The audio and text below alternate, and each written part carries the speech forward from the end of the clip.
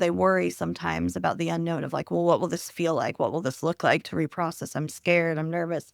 And I'm like, you're already living with the activation. Like those situations you Mm. just described to me, like you're actively living with it. We're just using it and setting it up with intention to do something with it and help clear it so that you can feel differently about it. Welcome to the Sparkle Project. I'm Emily, a divorced mom of two on my own journey to shine a little brighter. This podcast is here to help you protect your sparkle amidst the chaos and impossible expectations of modern motherhood. If you're a mom ready to choose yourself and shine, you are in the right place. Let's dive in. Hey, welcome to the Sparkle Project. May is Maternal Mental Health Awareness Month, and so we are doing some episodes really bringing awareness to the different kinds of mental health implications of motherhood that can come up. There are so many ways that the experience of motherhood can bring up past traumas, and today we are going to talk about how we can address and heal those traumas, break cycles, and really find more joy in motherhood. Joining us for this conversation today is EMDR therapist Abbie Ames, whose work aims to help women untangle the pressures of modern motherhood so they can actually enjoy life again, feel like themselves, and be the kind of moms that they want to be. So, Abbie, welcome to the podcast. Can you go ahead and just tell us a little bit about yourself and your work? Thank you. I'm excited to be here, Emily. And so a little bit about me. I am an EMDR certified therapist, like you said, consultant in training, which just means that I can help other therapists, EMDR therapists as well. And I work mostly with women and moms, really from anywhere from to motherhood and through motherhood. I always say I see other people too, just trauma, regular trauma, but my specialty is definitely women and moms because I'm so passionate about it. I started my practice in the end of 2019. I was in group practices before that, and I've been doing this work as a therapist for about 10 years now. So, yeah, I love it. I'm curious how your own experience becoming a mother has influenced the work you do now as a trauma therapist who is primarily working with moms. Yeah, I would say a lot. I mean, most people that are in this line of work as like perinatal therapists or trauma therapists, obviously, or both, tend to have some sort of their own story and journey to and through motherhood. I kind of feel like I have quite a few things, but I did have an ectopic pregnancy prior to getting pregnant with my first, kind of early on in my marriage. That led to like emergency surgery, losing my fallopian tube. For anyone that doesn't know about ectopic, it just means that when you get pregnant, it's not in the uterus. It's either a fallopian tube or somewhere where it can't grow and the baby can't grow. So yeah, that was a little bit of a scary experience. But then afterwards, really what the worst part was not knowing if it would be hard to get pregnant, and it was.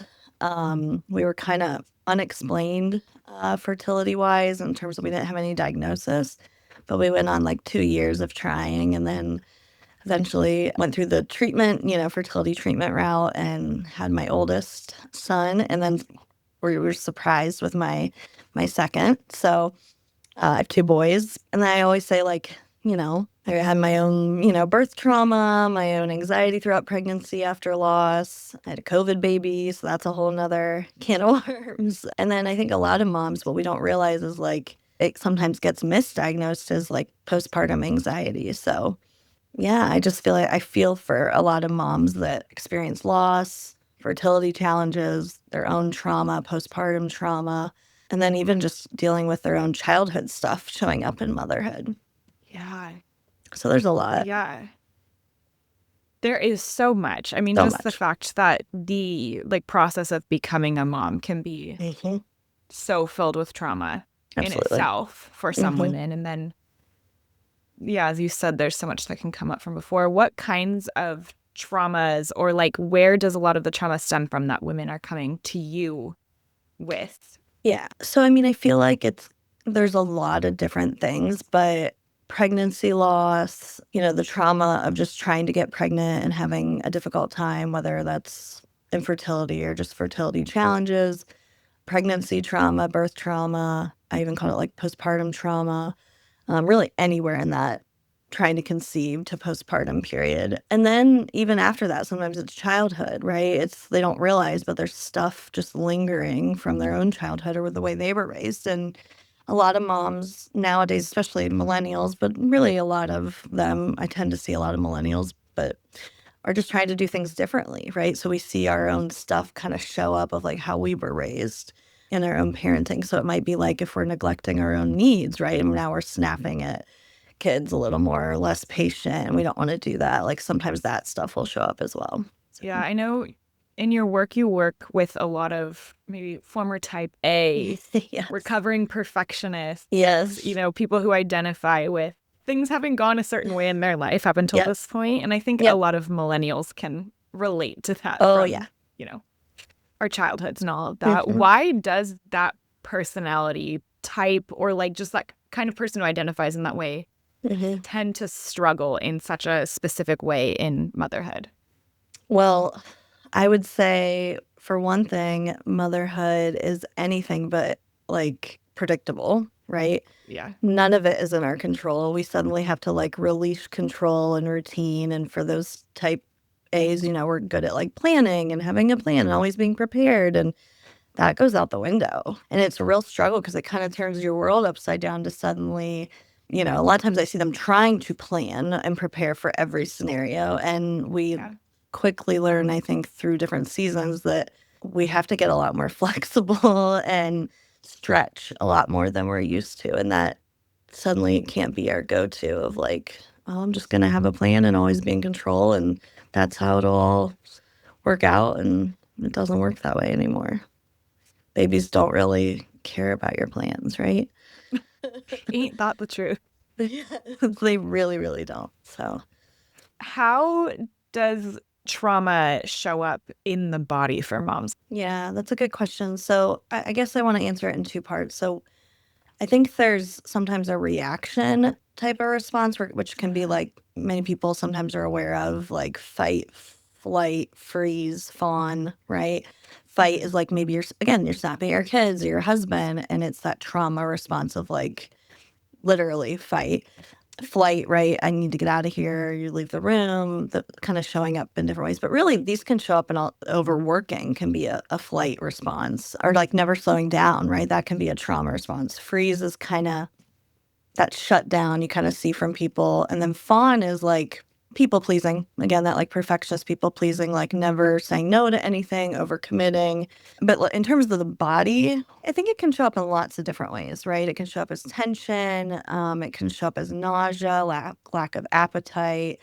It can show up as undereating, overeating. It can show up as headaches. Throughout like EMDR, it looks different. Sometimes it's a pit in our stomach, tension in our eyes or our head, jaw, a lot of women carry tension in our jaws, right? And so that like tightness in there, it really depends on the person, but it shows up in all kinds of ways. It can show up in chronic pain.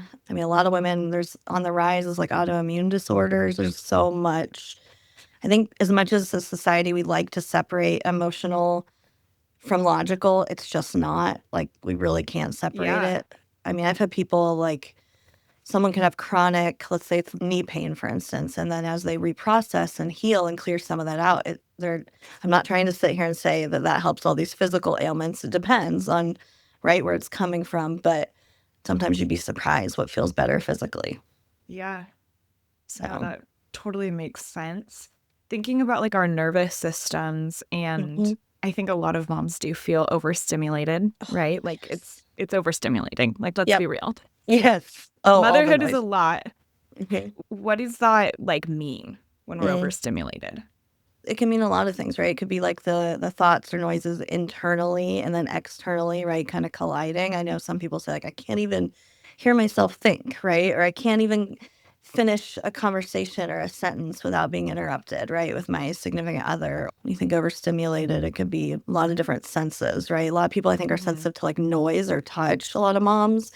And it's like, okay, the oven's beeping and the dog is barking and both kids want my attention and I can't give it to, you're like, you feel like you're only one person and you're like, right? Like that's what I think of when I think of overstimulated. The phone's ringing and I still was trying to complete that order and right?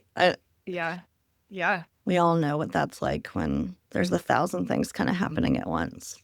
It's definitely relatable. And like thinking back to when my kids are 2.5 years apart and just being like completely touched out Yes. Like Yeah. so much. Yeah. Mine are close to 2 years apart. And I just know like one will be trying to tell you something and the other one Yeah, interrupts and the dog needs to be let out and yeah, it's just like a million, it's touched out noises. It can be a lot of different things.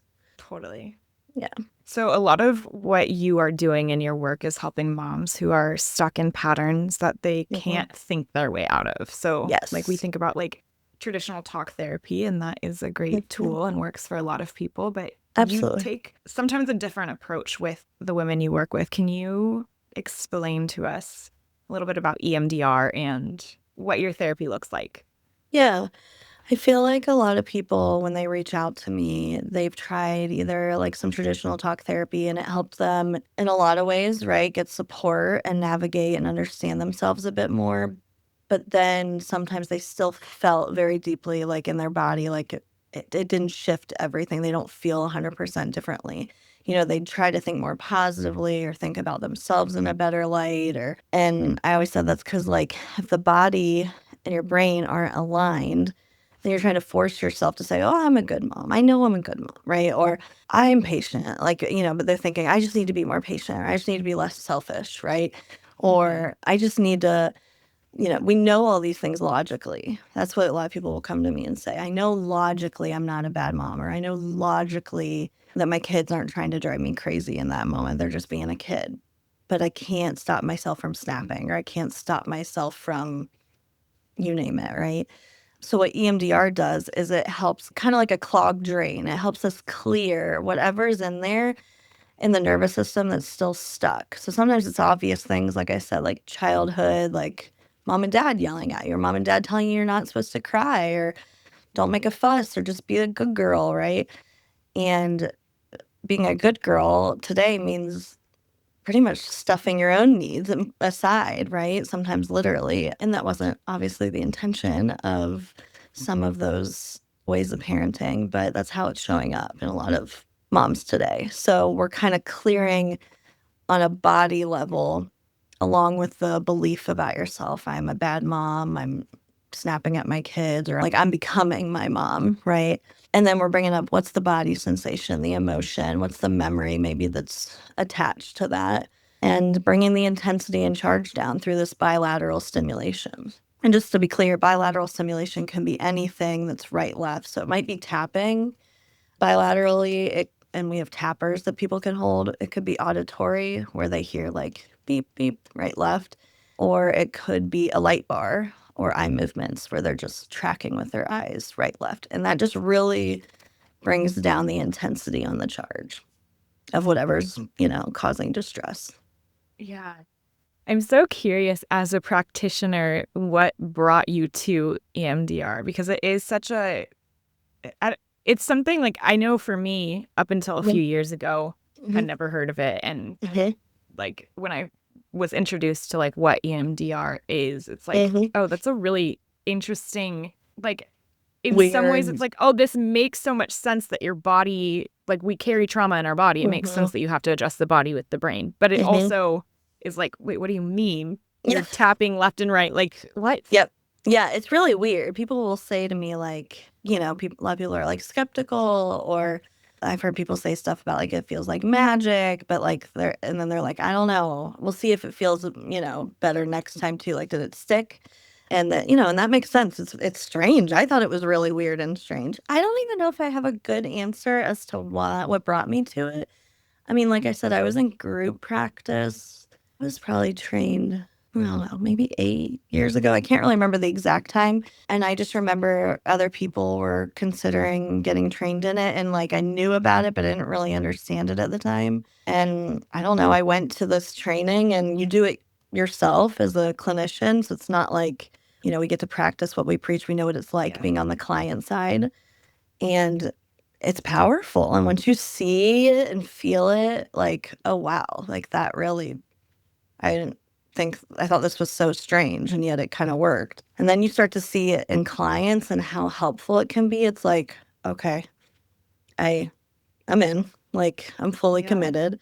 And then I'll take that a step further, that when I got away from 50-minute sessions into EMDR extended sessions or intensives, that was just such a game changer. People having that like contained time and not losing momentum in that weekly 50-minute model, where life gets in the way. That was such a game changer for progress. I'd love to like dig into that a little bit more Sure. because that is a really interesting approach.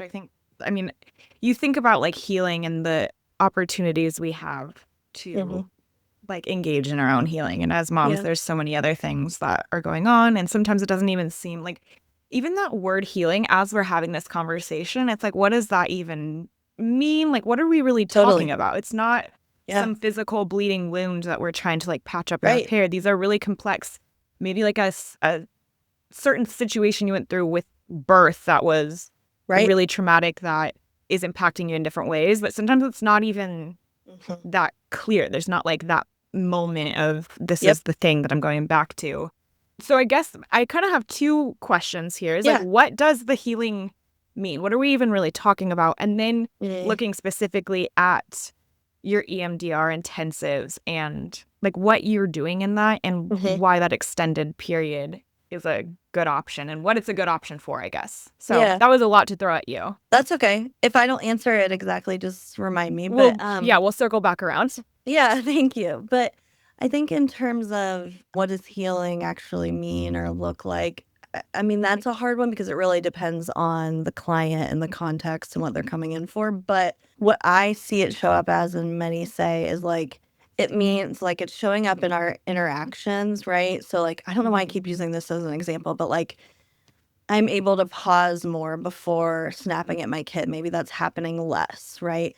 And what's interesting with EMDR that I've kind of talked with clients a lot about is like sometimes there's like these byproducts that they came in for, let's say it was like, I don't know, birth trauma or their childhood trauma, but they notice that they're like less irritable now talking with their spouse, or like it just like there's other areas it kind of shows up in terms of helpful. But yeah, it can mean like we're more patient, or we don't beat ourselves up. And so we don't have the shame spiral after we snap. We're like, okay, well, I repaired and I'm okay. And I know we're okay.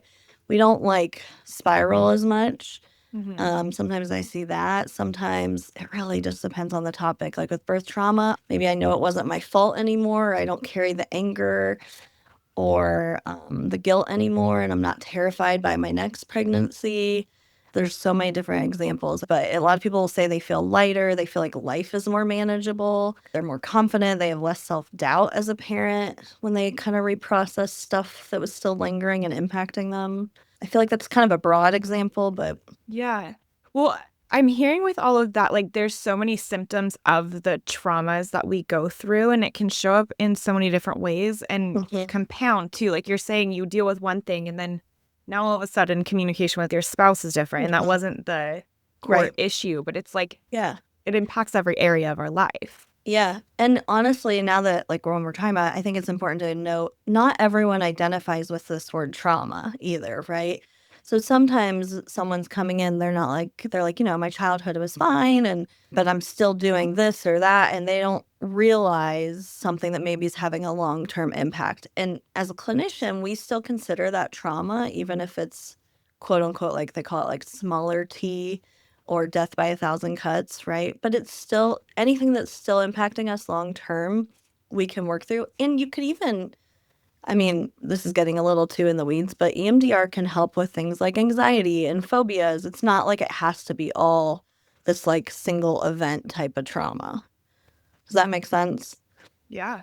Yeah. Let's talk about these EMDR intensives and why that can be so impactful instead of, or like in addition to a weekly session that you might be having with a therapist. So just to be clear, I mean, for those that do the weekly sessions, I mean, EMDR is still beautiful and so powerful, right? But I think it wasn't necessarily meant to be done in that 50-minute model. It's insurance that kind of forced us into that model. And what that looks like is, especially for moms, okay, we start to get into the actual reprocessing, the vulnerability, right? All the things that get in the way of us even getting to therapy to begin with. And then it's so quickly, like 30 minutes in, it's like, okay, now I have to start to help you get calm and grounded so you're not like, I'm not just leaving Pandora's box open, right? Yeah. And we have to kind of close the session and then wait till either the next week or a couple weeks, and then kids get sick or life gets in the way or you're traveling or work, something comes, we can lose momentum when we just barely got started. And it can be discouraging, I think, especially for the client to like wait for not only that relief, but even to get back into it then, right? It's like, oh, I finally started to get into something that was hard for me. And now I have to close it up and I'm expected to keep trying to do that and juggle that. It's hard.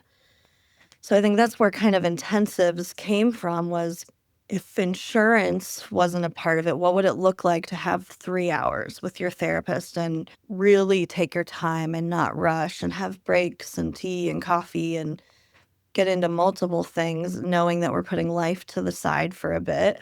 And everyone does intensives differently. Just so you know, this might look like 3 hours, 3 times in a week. 3 different sessions, 3 hours at a time. It might look like 90 minutes, 3 days out of the week. It might look like full days, right? Everyone is very different in how they set that up. But yeah, you just get this like contained momentum where you're able to really kind of dig in and let everything else kind of put to the side, and you can really feel the movement and progress. So, Yeah. Yeah, it's interesting to consider how, this episode will be coming out during Maternal Mental Health Awareness Month. And I think it's interesting to consider how, first of all, like we've come a long way in understanding mental health and all of these things in like you think about the last 100 years, it's like kind of remarkable the progress that's been made. Yeah. But how still there's stigmas around treatment and even admitting that there's something to be dealt with. And then the fact that we're dealing with systems that are not supportive of the kinds of environment that are really conducive to great healing. And I think that's a great example of it, how not only is it like the insurance constraints and the accessibility that comes with that, but then also like the reality that we're all living these really busy, complex, demanding lives that really do take so much from us. And so the way that the healing happens best may not be what's like available to us. And I love the idea though of like creating opportunities for that nonetheless, because it's important. Right. And it might look like a weekend, right? I've done some weekend hours before. It might look like I've had some teachers, right? Like teachers in the summers, or, maybe you have a little more flexibility at a certain point, like maybe you have a week off or some PTO. It's interesting how we can get really creative. And, for some people, this is like, I need the relief yesterday. I'm really, really struggling, right? With something, again, like birth trauma, loss, whatever. Or it's like, this has been here for so long. I don't want to do weekly. I can't commit to weekly. It's too hard on me or my family. And that's where that intensive model goes. So there's a lot of reasons to do that. And it can feel like a lot more, I think, like when you think of accessibility financially, like up front, but weekly for years and years on end versus a few, not to say that means you're totally done maybe after those few, but feeling so much more shift and move in terms of healing. Sometimes it's actually a lot less you're spending in the long run. So it just depends. That totally makes sense. If you can really get to the meat of the issue and actually see that progress. Exactly. Yeah. It's a big deal. Yeah. And it's so rewarding. So. Yeah. Why is the shift that comes with EMDR more than just like thinking differently? Like what actually changes in the process? I think it's that we're incorporating this, what they call like bottom up approach, where we're incorporating the body. The questions we ask in the protocol is intentionally bringing something distressing up and noticing the emotion, the thoughts and beliefs, the body, and incorporating that bilateral stimulation that I think is just this, I don't want to say like perfect mix, but like, we're activating the sympathetic nervous system with intention. And people, I tell my clients all the time, like, because they worry sometimes about the unknown of like, well, what will this feel like? What will this look like to reprocess? I'm scared. I'm nervous. And I'm like, you're already living with the activation. Like those situations you just described to me, like you're actively living with it. We're just using it and setting it up with intention to do something with it and help clear it so that you can feel differently about it. And that bilateral stimulation is a lot of what helps with that, and the therapeutic relationship. There's a lot of nuance that kind of comes in. I think like just recognizing that it is complex, and some of it is like less about like we need to know how it works for it to work. Like I think when you're including the body in that way, and I know I'm one of those people who I'm like, that's hard to accept sometimes, but it's the truth. It's not all about our brains. And for me, I'm like, oh, I can think my way out of this. And it's like, that's not true. Like that's not I think where the power lies necessarily. Right. And maybe for some things, right, people can, but I think something that's really, truly kind of stuck or that we need further help with in terms of healing on a deeper level, it's if that worked, like we would all be good to go. We would just think differently, right? Like, yeah. So, I mean, like, yeah, like I always say, it's any kind of wound, right? There's superficial wounds where you maybe didn't even need like a paper cut. You didn't need a Band-Aid for, right? And then there's going to be wounds that you had to put some ointment on and a Band-Aid, and it healed pretty easily on its own. And then there's things where you would have to go to the hospital and get stitches, right? Yeah. And need more intervention. So that's kind of how I look at like the severity sometimes. And it doesn't mean that something's seriously wrong just because we're doing EMDR, but it's actually fairly stuck, right? It didn't heal on its own. So yeah. No, I think that's a great like visual and kind of reminder that like our experiences are unique and the way we respond to our experiences are unique, and there's not a one size fits all like way to heal. No. And that's the other thing too, is that people think there's things on paper, right, universally that are obviously upsetting, or most people would agree they're traumatic. And then there's things where we're like, why does this stick with me? Why is this bothering me so much? It's like, it's not really a you thing. It's your body gets to choose what stays and what heals naturally. And our body's the one that is kind of in control there a little bit more than us being like, you know what, this thing is the thing I'm going to be upset about, I think, for the rest of, the next few years. It doesn't work that way. Yeah. No, totally. Totally makes sense.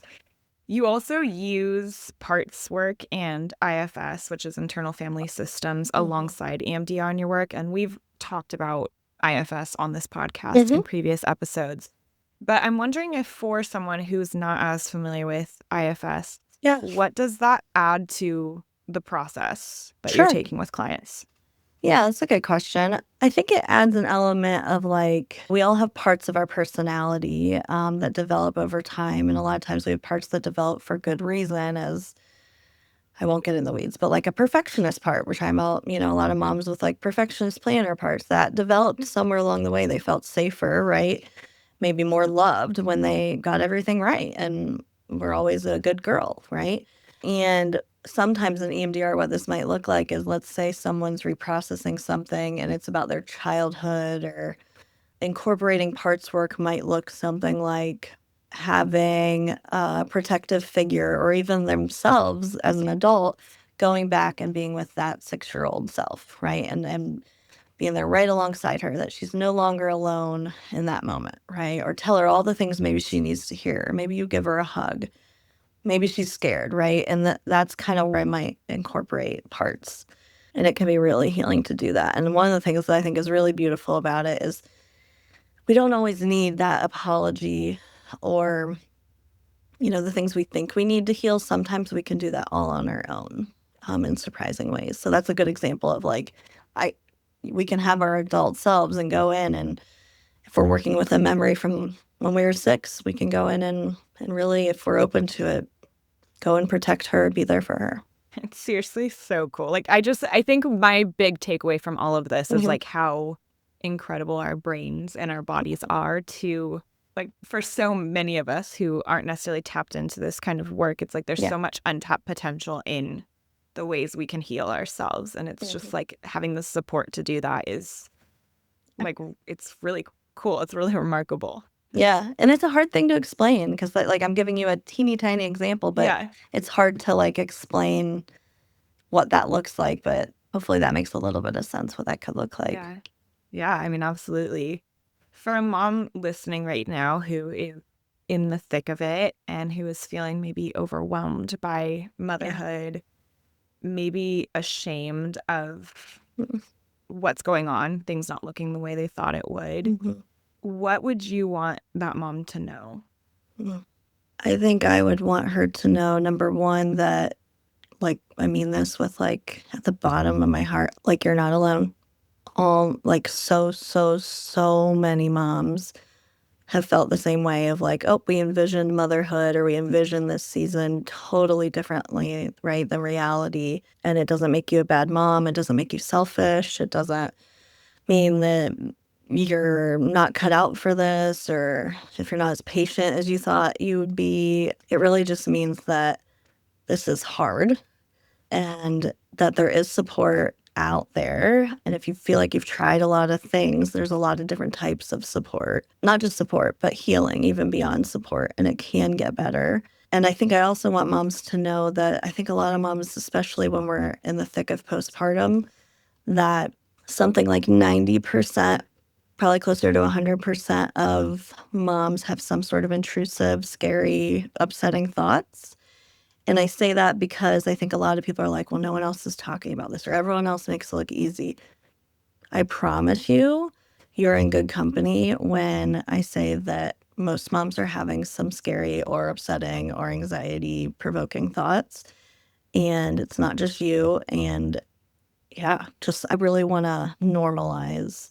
I can't tell you how often a lot of the same like moms in my office will say a lot of the same things. They're like, but everyone else, like, how is everyone else doing this? And I'm like, they're not. They're not. They are finding it just as hard, myself Yeah. included at times. You know, depending on our season of life, that looks differently. But yeah. Yeah. What a validating message. And I think something we all need to be told sometimes, like the struggles that you have, while they may be Yeah. unique to your situation, like Sure. they're not that unique. Like we all have a Yeah. hard time with what we have a hard time with. And there doesn't have to be shame in that. Right. That mom you see on Instagram, it looks like she has it all together. I promise you, she does not have it all together as much as you think. Maybe in some ways, but no one has it perfectly. It just looks different, and we're not seeing it or hearing about it. Yeah. Yeah. I think that's super important to walk away with. I Yeah. like ending these conversations with a question about our sparkle. The Sparkle Project. It's all Hmm. about like our identities and like the core of who we are. That's how I describe what the Mm. sparkle is. And I'm wondering how you personally protect your sparkle. How do I protect my sparkle? Honestly, I think just trying to remind myself the same thing I probably remind other moms, which is like, we're not robots and we're human and have human needs. And that means sometimes it's okay to put myself before my kids or my family. Maybe not all the time, but still having once in a while where we sleep in or not going to every single thing that we could possibly be at, right? And just attuning to our needs, whatever that might look like. And sometimes even when it's family time, you know, that we sometimes have to take care of ourselves and our needs and wants, that we're still human, even after we become a mom. Yeah, I mean, it's what I like. We're not robots. Like, No. if we really stop and think about it, like, that is a lot of the expectations on us Yeah. are expecting us to be not humans. Right. Like, Yeah, we didn't birth them and suddenly we're no longer a human being. And yeah, I mean, so I don't know why. Yeah. So I think just reminding myself that, but I actually believe it, luckily, and therefore doing something about it, whatever that need might be, right? Quiet time or alone time or time with a friend. Yeah. yeah, yeah, absolutely. Abbie, where can listeners find you? How can they connect with you? How can they learn more about the work that you do if they're interested in Sure. kind of exploring that option for themselves? Yeah, a couple places. So, I mean, on Instagram, I'm emdr.mom.therapist. That's my handle on Instagram. So EMDR Mom Therapist. And my website is www.abbieamescounseling.com, where I show a lot of my offerings, whether intensives or birth trauma therapy or therapy for moms. EMDR Intensives on there as well. But that's most of it is probably through Instagram or my website. Amazing. I will make sure all of that is linked in the show notes as well so Thank that you. it's really easy to find.